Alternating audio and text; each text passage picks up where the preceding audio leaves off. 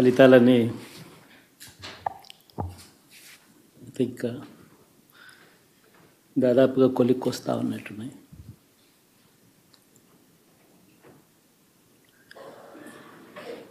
చూసిన ఫలితాలు జరిగిన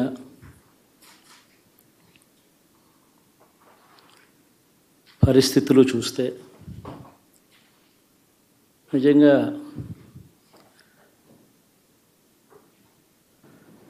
ఆశ్చర్యంగా కూడా ఉన్నాయి.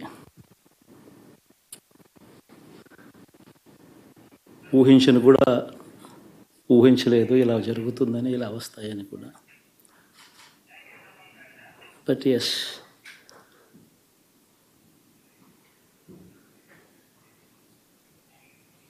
అమ్మఒడి అందుకున్న 53 లక్షల మంది తల్లులకు మంచి చేసిన, పిల్లలు బాగుండాలి, వాళ్ళ చదువులు బాగుండాలని తాపత్రయపడుతూ అడుగులు వేశాం. మరి అక్క చెల్లెమ్మల ఓట్లు ఏమయ్యాయో తెలీదు. 66 లక్షల మంది అవ్వాతాతలకు, వితంతులకు, వికలాంగులకు గతంలో ఎప్పుడు జరగని విధంగా మంచి చేశాం.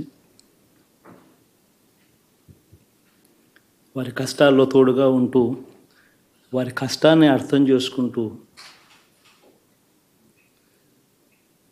వారి ఇంటికే పంపించే వ్యవస్థను సైతం తీసుకొస్తూ, గతంలో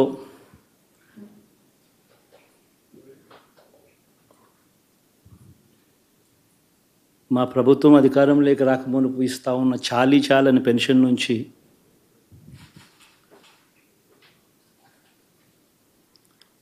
ఎంతో మంచి చేస్తూ అడుగులు వేసినా కూడా ఆ అవ్వాతాతలు చూపిన ఆప్యాయత ఏమైందో కూడా తెలియడం లేదు. దాదాపుగా 1,05,00,000 మందికి, పొదుపు సంఘాల అక్క చెల్లెమ్మలకు మంచి జరిగిస్తూ, వారి కష్టాలనే మా కష్టాలుగా భావిస్తూ, ఇచ్చిన ఏ మాట తప్పకుండా అన్ని రకాలుగా వాళ్ళకు అండగా ఉంటూ, ఆసరాతో తోడుగా ఉన్నాం,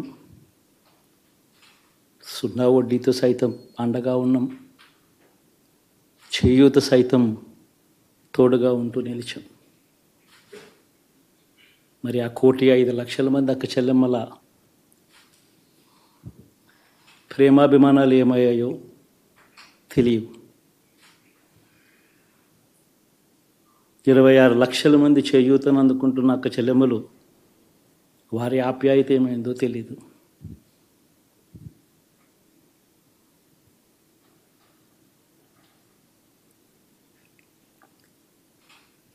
పిల్లల చదువుల కోసం ఏ తల్లి ఏ తండ్రి ఇబ్బంది పడకూడదు అని మొట్టమొదటిసారిగా పూర్తి ఫీజులు ఇస్తూ తీసుకొచ్చి అందగా నిలిచాం. చదువుల్లో ఎప్పుడూ చూడని మార్పులు తీసుకొచ్చాం.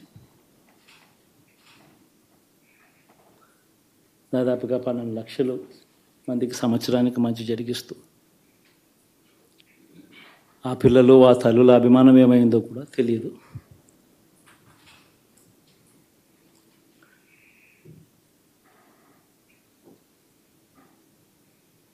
దాదాపుగా 54 లక్షల మంది రైతన్నలకు గతంలో ఎప్పుడూ చూడని విధంగా, జరగని విధంగా పెట్టుబడికి సహాయంగా అందించే కార్యక్రమం మొట్టమొదటిగా జరిగింది మన ప్రభుత్వం వచ్చాకే.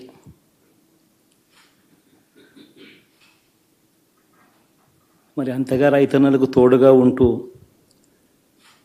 రైతన్నలకు రైతు భరోసా ఇవ్వడం కానీ, సమయానికే వారికి ఇన్పుట్ సబ్సిడీ ఎప్పుడు జరగని విధంగా సీజన్ ముగిసేలోగానే ఇచ్చే కార్యక్రమం కానీ, ఉచిత ఇన్సూరెన్స్ కానీ, పగటిపూట 9 గంటలు ఇచ్చే కార్యక్రమం కానీ, ఉచిత విద్యుత్ ఇచ్చే కార్యక్రమం కానీ, మరి ఆ 1,00,00,000 మంది రైతన్నల ప్రేమ ఏమైందో తెలియదు.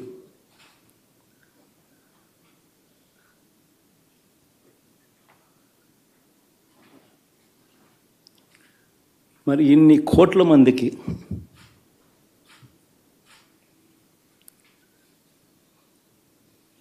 పేదవాడికి తోడుగా ఉంటూ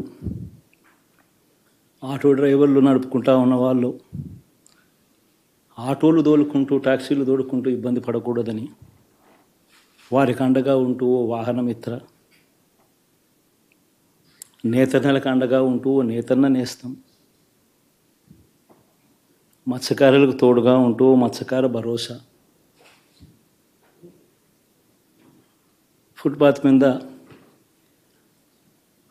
చిన్న చిన్న ఇడ్లీ షాపులు పెట్టుకొని నడుపుకుంటూ, చిన్న చిన్న బంకులు పెట్టుకొని నడుపుకుంటూ, చిన్న చిన్న వ్యాపారాలు చేసుకుంటా ఉన్న వీళ్లకు, నా అక్క చెల్లెమ్మలకు, నా అన్నదమ్మలకు మంచి జరగాలని ఆరాటపడుతూ వాళ్ళకు ఒక తోడు, నా రజకులకు, నా నాయి బ్రాహ్మణులకు, నా టైలర్లకు అని అండగా ఉంటూ వారికి ఒక చేదోడు. మరి ఇన్ని లక్షల మందికి ఇంత మంచి చేసి, ఇన్ని కోట్ల మందికి, లక్షలు కూడా కాదు, కోట్ల మందికి మంచి జరిగించి,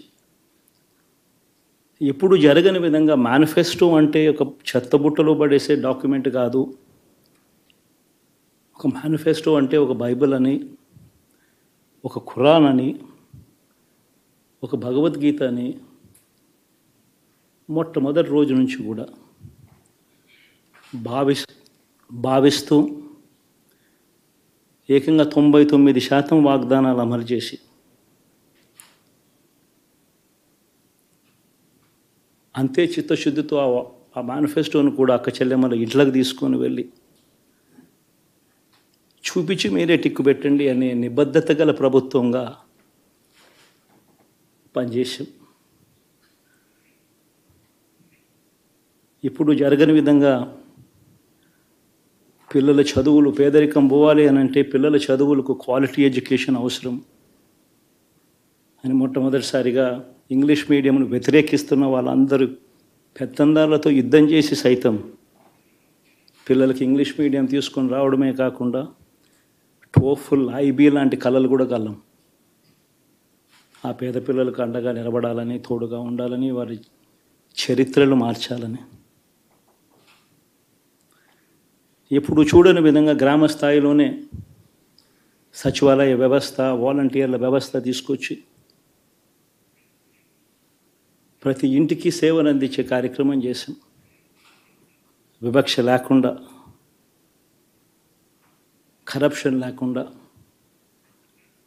దాదాపుగా 2,70,000 కోట్ల రూపాయల పైచిలకు ఇంటి వద్దకి అందించగలిగాం.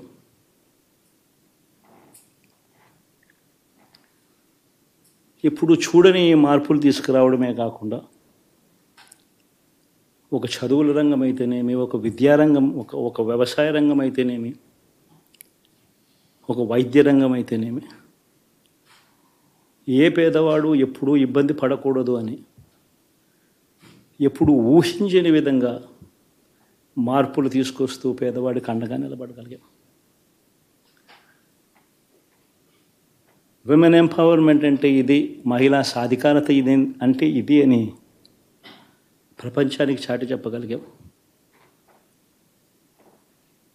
సోషల్ జస్టిస్ అంటే, సామాజిక న్యాయం అంటే ఇది అని ప్రపంచానికి చూపించగలిగాం. మరి ఇన్ని గొప్ప మార్పులు చేసిన తర్వాత, ఇన్ని కోట్ల మందికి మంచి జరిగిన తర్వాత మరి అభిమానం ఏమైందో, ఆ ఆప్యాయత ఏమైందో తెలీదు.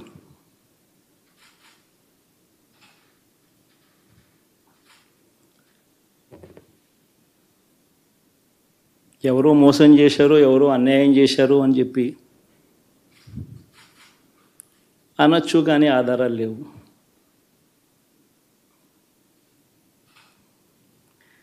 ఏం జరిగిందో దేవుడికి తెలుసు. పెద్ద నేనైతే చేయగలిగింది ఏమీ లేదు. ప్రజల తీర్పు తీసుకుంటాం, కానీ మంచి చేయడానికి మాత్రం ప్రజలకు తోడుగా ఖచ్చితంగా ఉంటాం. వాయిస్ ఆఫ్ ది వాయిస్లెస్ కింద ఈ పార్టీ తాను చేయాల్సిన పని తప్పకుండా చేస్తుంది. పేదవాడికి అండగా ఉండే కార్యక్రమంలో ఎప్పుడూ కూడా పేదవాడికి తోడుగా ఉంటూ గలం విప్పుతుంది, పేదవాడికి అండగా నిలుస్తుంది. పెద్ద పెద్ద వాళ్ళ కూటమి ఇది, ఢిల్లీలో సైతం శాసించే పరిస్థితుల్లో ఉన్న కూటమి ఇది. ఆ కూటమిలో ఉన్న బీజేపీకి, ఆ కూటమిలో ఉన్న చంద్రబాబు గారికి, ఆ కూటమిలో ఉన్న పవన్ కళ్యాణ్ గారికి, అందరికీ కూడా వాళ్ళ గొప్ప విజయానికి అభినందనలు.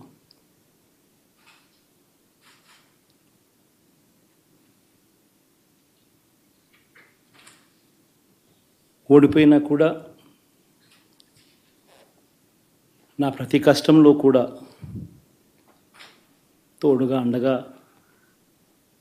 నిలబడిన నా ప్రతి నాయకుడికి, ప్రతి కార్యకర్తకు, ప్రతి వాలంటీర్కు, ప్రతి ఇంట్లో నుంచి వచ్చిన ప్రతి స్టార్ క్యాంపెయినర్గా నాకు తోడుగా నిలబడిన నా అక్క చెల్లెమ్మలకు, అన్నదమ్ములకు,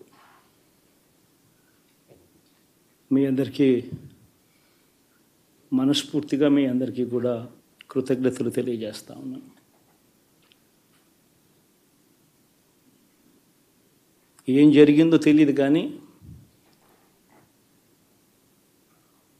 ఏమి చేసినా, ఎంత చేసినా ఇంకా 40% ఓటు బ్యాంకు మాత్రం తగ్గించలేకపోయారు. ఖచ్చితంగా మళ్ళీ ఇక్కడి నుంచి లేస్తాం.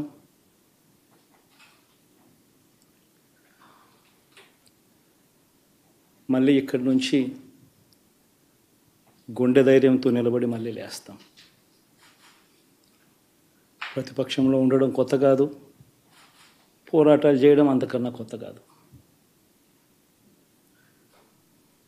నా రాజకీయ జీవితం అంతా కూడా ప్రతిపక్షంలోనే గడిపా, ఈ 5 సంవత్సరాలు తప్ప. పోరాటాలే చేశా, రాజకీయ జీవితంలో ఎవడు చూడని కష్టాలు కూడా అనుభవించా.